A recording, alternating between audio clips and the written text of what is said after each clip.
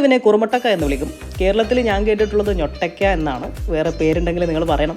Golden berry എന്നറിയപ്പെടുന്ന ഈ കുഞ്ഞൻ പണ്ട് കാലത്ത് നമ്മളൊക്കെ അതിൻ്റെ കായെടുത്ത് നെറ്റിയിൽ ഇങ്ങനെ ശക്തി അടിച്ചിട്ട് ശബ്ദം കേൾപ്പിച്ച് കളിക്കുമായിരുന്നു. ഓർമ്മയുണ്ടാവുമല്ലോ അല്ലേ? ഒപ്പം അകത്തുള്ള ഈ കുഞ്ഞൻ ഫലമെടുത്ത് തിന്നും. നല്ല മധുരമായിരുന്നു, ഒരു ചെറിയൊരു മധുരമുള്ള ഒരു രസം. ലക്ഷദ്വീപുകളിൽ ഒരു കാലത്ത് സുലഭമായിരുന്നു ഇത്. പക്ഷേ ഇന്ന് ഞാൻ പല സ്ഥലത്തും തപ്പിയെങ്കിലും ഇത് കണ്ടിട്ടില്ല. വളരെ കുറഞ്ഞ സ്ഥലങ്ങൾ മാത്രമേ കാണുന്നുള്ളൂ. പ്രത്യേകിച്ച് ആളൊഴിഞ്ഞ ഭാഗങ്ങളാണ് ഇവ കണ്ടുവന്നിരുന്നത്. അനേകം ഔഷധ ഗുണമുള്ള ഒരു കുഞ്ഞൻ ഫലമാണെന്നാണ് നമ്മൾ പഠിച്ചു കഴിഞ്ഞിട്ടാണ് നമ്മളിതൊക്കെ അറിയുന്നത് കേട്ടോ.